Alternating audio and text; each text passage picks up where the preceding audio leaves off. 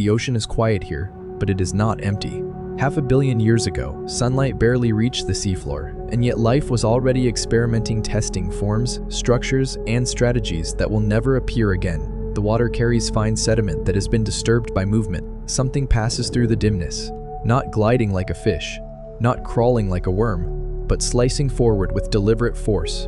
Large compound eyes swivel independently, scanning a world without precedent. Flexible side flaps undulate in waves.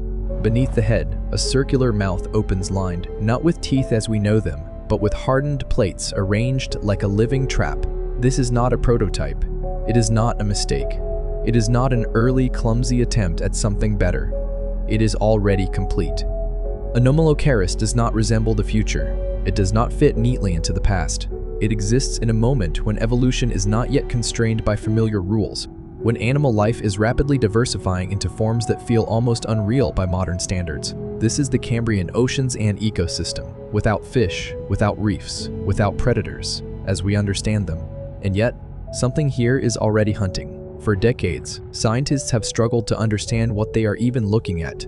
Fossils appear fragmented, misleading, and almost contradictory. A claw is described as a shrimp, a mouth is mistaken for a jellyfish. A body is interpreted as a sponge. It takes nearly a century for the pieces to come together, revealing a single organism large, fast, complex, and profoundly strange. Anomalocaris breaks expectations at every level. Its body plan defies modern categories. Its feeding strategy does not resemble anything alive today. Its sensory systems emerge astonishingly early in the fossil record. Even its failure, its eventual disappearance, raises deeper questions about how evolution selects, discards, and experiments. Today, we're diving into why nothing about Anomalocaris was normal, why this animal challenges the way we think about predators, ecosystems, and the early history of life itself, not as a monster from a lost world, but as evidence of how flexible, unpredictable, and inventive evolution can be when the rules are still being written. Because Anomalocaris is not just strange in isolation. It exists at the intersection of vision, motion, intelligence, and extinction. It tells a story about how life learns to see, how it learns to hunt, and how entire biological strategies can vanish, never to be tried again. And in understanding why Anomalocaris was so different, we begin to understand how unusual our own world of animals truly is. The Cambrian world is not a quiet beginning. It is not a slow prelude to complexity. It is an eruption. Around 540 million years ago, Earth's oceans transformed everything before or since.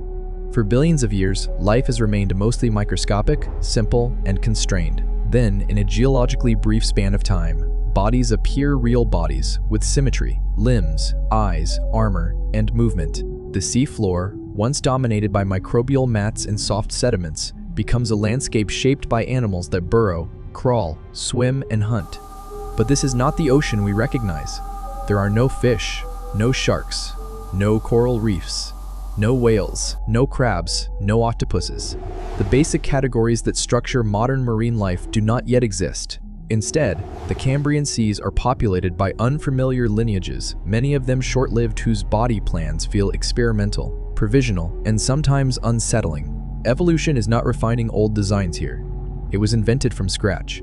Oxygen levels have recently risen enough to support larger, more active organisms. Genetic toolkits capable of building complex bodies are suddenly being expressed in new ways. Ecological relationships intensify. Animals begin interacting not just with their environment, but with each other. Competing, avoiding, pursuing. Predation emerges as a dominant force. This single shift changes everything. Once animals begin eating other animals, survival depends on speed, perception, defense, and strategy. Armor thickens. Bodies become streamlined. Nervous systems grow more complex. The ocean becomes a place of constant motion and risk. The fossil record captures this moment with unusual clarity. In sites like the Burgess Shale in Xinjiang, entire communities are preserved in fine detail, soft tissues, eyes, digestive tracts. These deposits show ecosystems in transition, frozen during a time when biological rules are still being negotiated. Some animals creep slowly along the sediment, filtering particles or grazing microbial films. Others swim awkwardly, propelled by flaps or undulating bodies that hint at future solutions, but do not resemble them yet. Many species seem overbuilt for their roles, equipped with structures that appear excessive or strangely mismatched. It is within this unstable, rapidly evolving world that Anomalocaris appears. Its size alone is startling. While most Cambrian animals measure a few centimeters, Anomalocaris can exceed a meter in length. It moved actively through open water rather than hugging the seafloor. It does not wait for food to drift past, it searches. This immediately places it outside the norm of its time. The Cambrian Ocean is not yet dominated by top predators. Energy flows mostly through simple food chains. Large mobile hunters are rare, and when they exist, they often rely on brood filtering rather than pursuit. Anomalocaris represents a different strategy, one that assumes prey can be detected, tracked, and captured. That assumption alone signals a major evolutionary shift. To function in this role, an animal must integrate movement, sensation, and decision-making. It must see well enough to locate prey. It must move efficiently enough to close the distance. It must possess tools capable of subduing living, resisting organisms. Anomalocaris does all of this in a world that is barely prepared for it. And that is what makes the Cambrian context essential.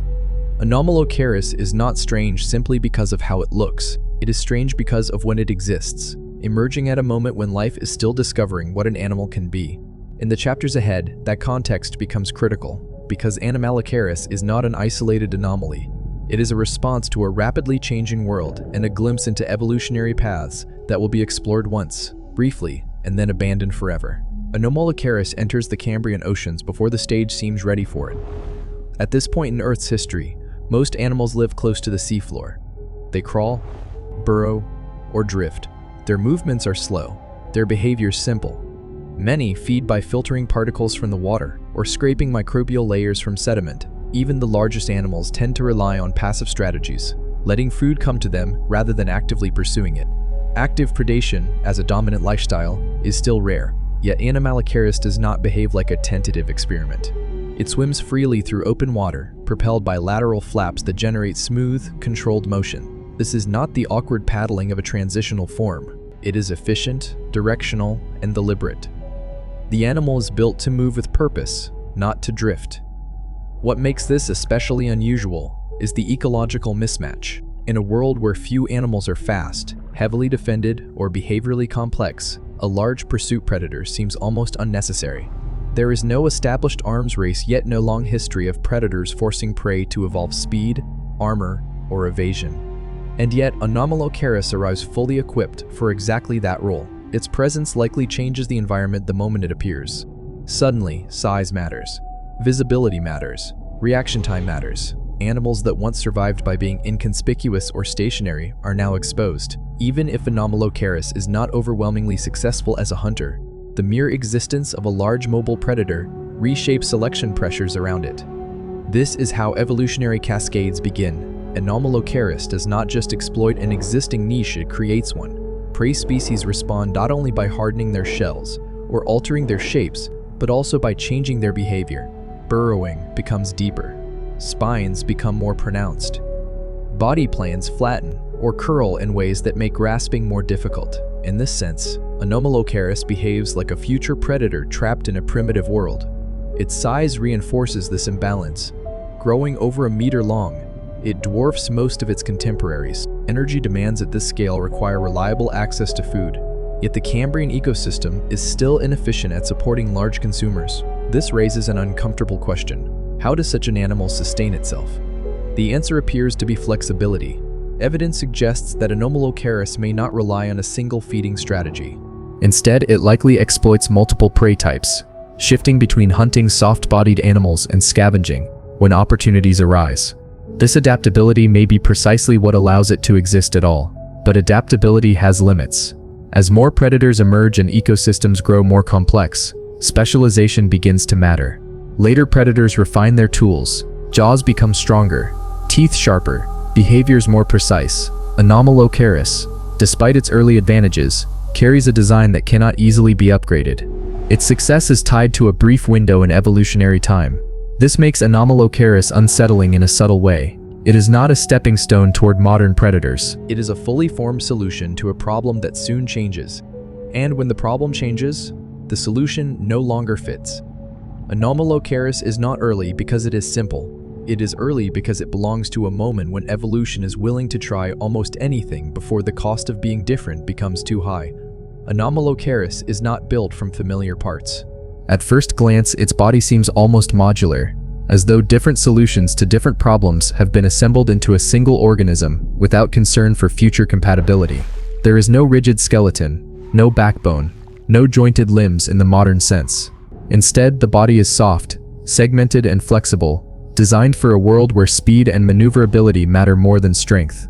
Along each side of the body runs a series of overlapping flaps. These are not fins like those of fish, nor legs like those of arthropods. Each flap moves in sequence, producing a traveling wave that propels the animal forward with surprising efficiency. This style of locomotion, reconstructed from fossils and fluid dynamics modeling, suggests that Anomalocaris can glide smoothly through the water column, rather than relying on bursts of force. It is a swimming strategy that appears early and then largely disappears. Modern animals tend to consolidate propulsion into fewer structures: tails, fins, flippers. Anomalocaris distributes movement across its entire body length, creating stability and control but at the cost of structural simplicity. It is an elegant solution for an open, uncongested ocean, but one that becomes less practical as ecosystems grow crowded and competitive. The head region is where the animal becomes truly alien. Projecting forward are two large segmented appendages, flexible but strong, each lined with inward-facing spines. These are not limbs for walking. They are grasping tools, capable of curling around prey and drawing it toward the mouth. Fossil evidence suggests that these appendages are highly mobile, able to articulate with precision rather than simply clamp shut. Between them sits the mouth, a circular structure composed of hardened plates arranged radially. For decades, this fossil has been misidentified as a jellyfish because it lacks obvious teeth or jaws. In reality, it functions more like a crushing and slicing device capable of breaking soft tissues and possibly damaging lightly armored shells. What is missing is just as important as what is present. There is no true jaw.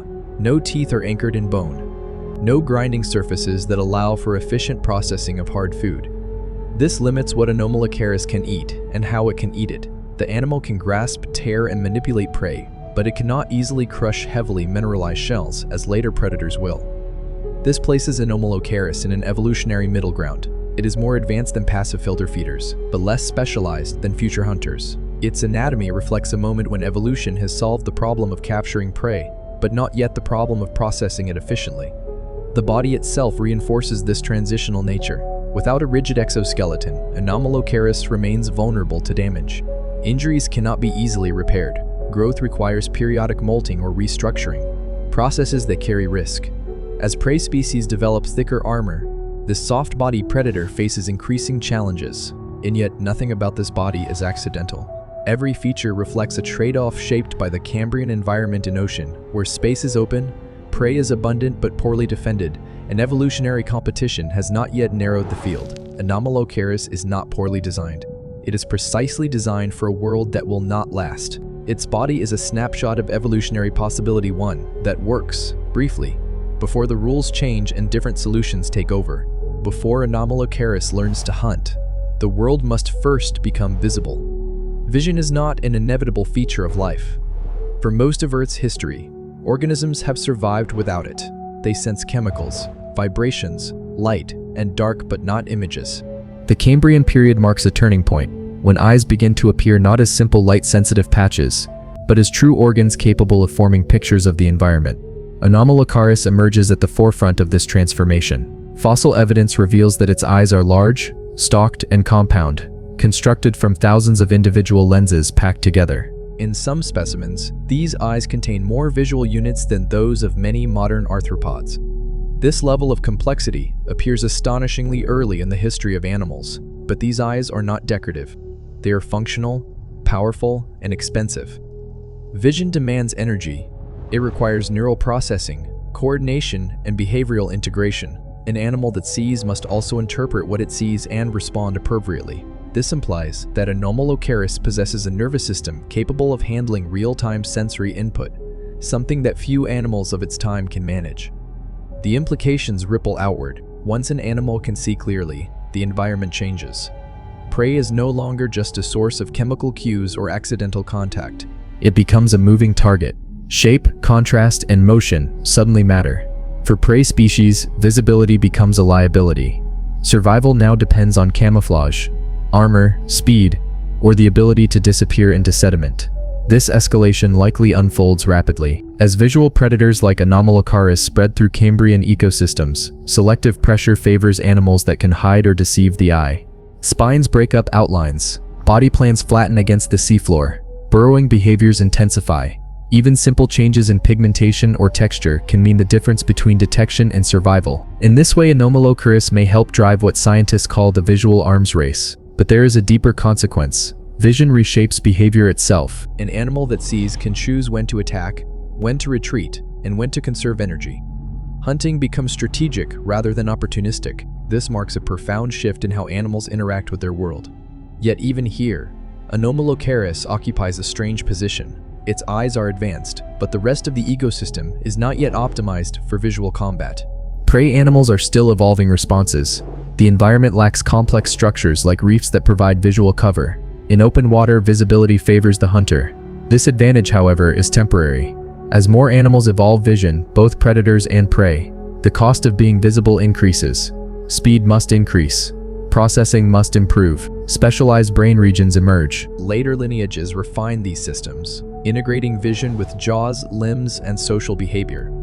Anomalocaris cannot follow this path. Its eyes represent an early Pika solution that works brilliantly in a narrow window of evolutionary time. They show that complex vision does not require millions of incremental steps. It can appear suddenly, reshape ecosystems, and then become obsolete as conditions change. Through Anomalocaris, we glimpse the moment when the ocean first learns to see and begins, for the first time, to watch itself being watched.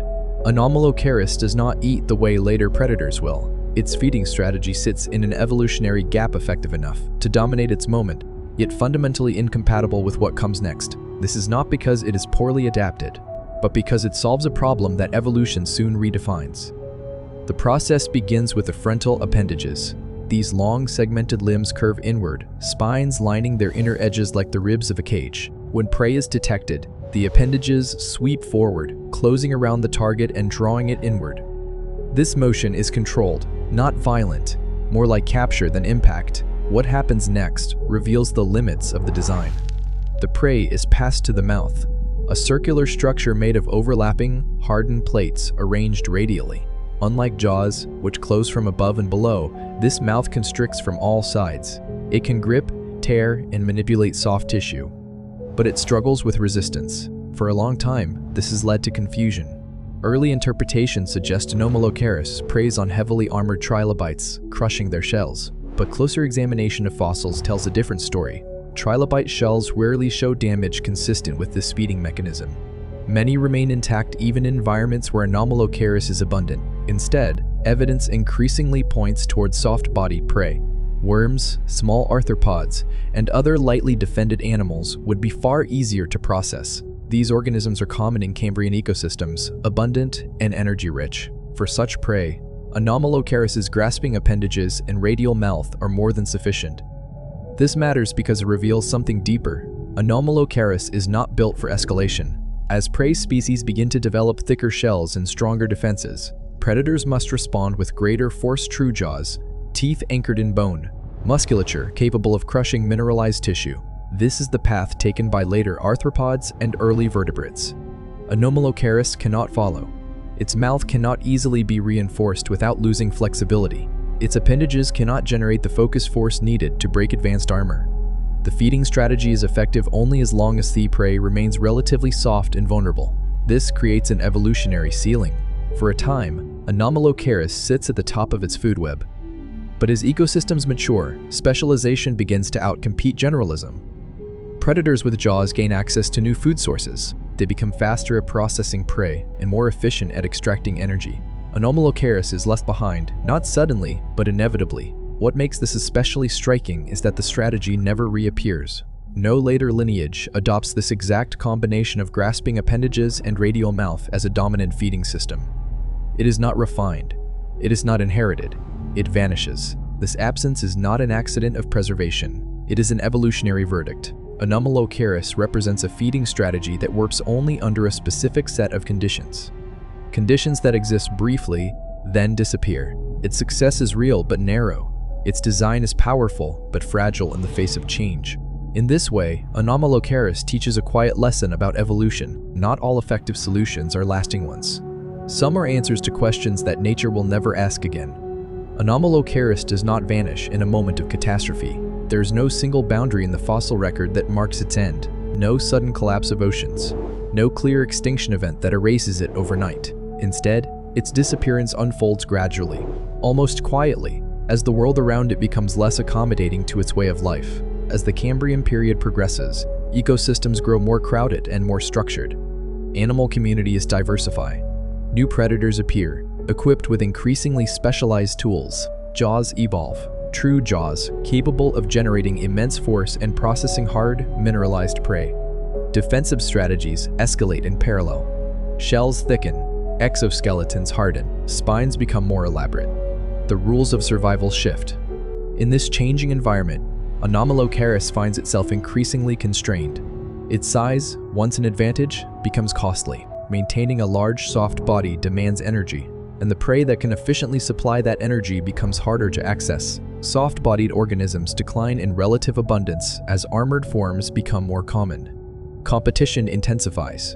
Smaller predators with jaws can exploit prey that Anomalocaris cannot. They process food more efficiently, waste less energy, and reproduce more quickly. Even if Anomalocaris remains a capable hunter, it is no longer the most economical one. There's also the problem of vulnerability. Without a rigid skeleton, Anomalocaris remains susceptible to injury. Encounters with other predators become more dangerous. Damage to soft tissues can be fatal, especially in an environment where healing is uncertain and infections are likely. Meanwhile, ecological complexity increases. Reefs and structured habitats begin to emerge, breaking up open water and creating niches that favor maneuverability and precision over size. Anomalocaris' swimming strategy, so effective in open Cambrian seas, becomes less advantageous in cluttered environments. Evolution does not punish Anomalocaris for being strange. It simply stops rewarding its particular strengths. This is the quiet brutality of natural selection. Survival is not about being impressive, or early, or even dominant for a time. It is about remaining compatible with a moving target, a world that never stops changing. By the end of the Cambrian, relatives of Anomalocaris are rare or gone. The lineage leaves no direct descendants that carry its distinctive body plan forward. Its disappearance is not a failure of adaptation, but a consequence of specialization meeting an altered landscape. And in that absence, something important is revealed. Evolution does not move in a straight line toward better solutions. It explores, abandons, and forgets. Entire ways of living can vanish without leaving a trace in the modern world, even if they once shaped ecosystems. Anomalocaris does not lose because it is primitive. It loses because the future belongs to different designs. Its extinction marks the closing of an evolutionary window, a moment when life briefly tried something extraordinary and then moved on. Anomalocaris does not vanish in a moment of catastrophe.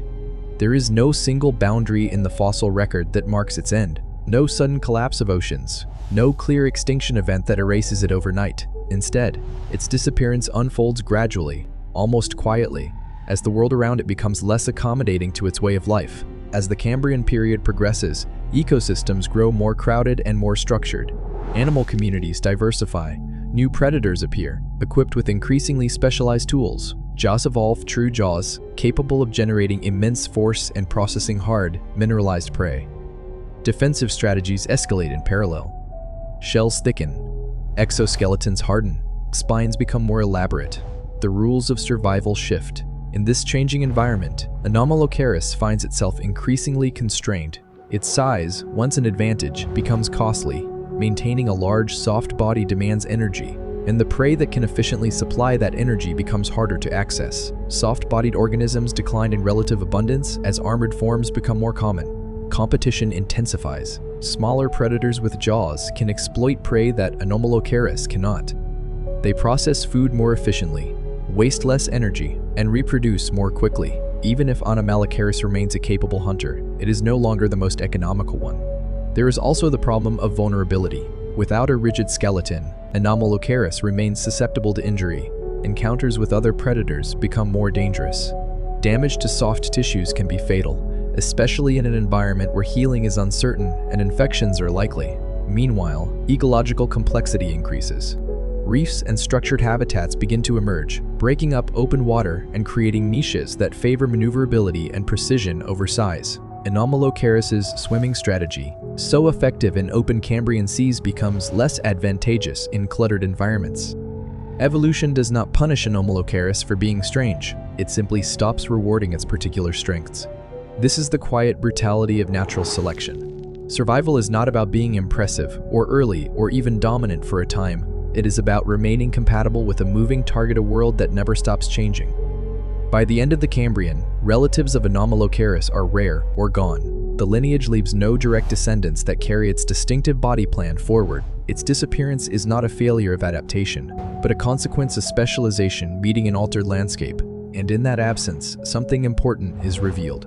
Evolution does not move in a straight line toward better solutions. It explores, abandons, and forgets. Entire ways of living can vanish without leaving a trace in the modern world, even if they once shaped ecosystems. Anomalocaris does not lose because it is primitive.